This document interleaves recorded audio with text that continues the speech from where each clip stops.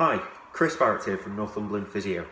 Just a little discussion around training and an injury. A patient asked me the other day how their injury was going to impact upon their attendance at a gym. When answering this question, I always sort of break it down into three distinct areas. You've got the sort of rehab element to it, you've got the conditioning element to it, and you've got the psychological component that may affect the individual. When we're looking at each individual element, then it's really important that we communicate throughout a patient's network. So that might be a personal trainer, it might be a parent, it might be a coach, it might also be things like a psychologist or nutritionist. So any advice that we give as physios need to be communicated through the team. In terms of the rehab element to it, it's really important that people get assessed as soon as possible.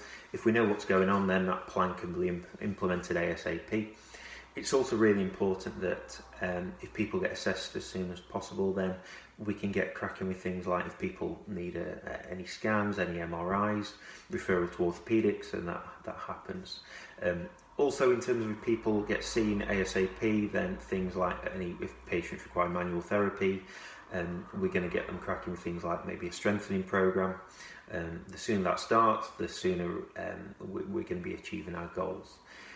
In terms of the conditioning element, patients are often concerned that if they come and see a physio, then we're going to be holding them back, they're going to be stopping them from attending the gym, and in reality that doesn't happen.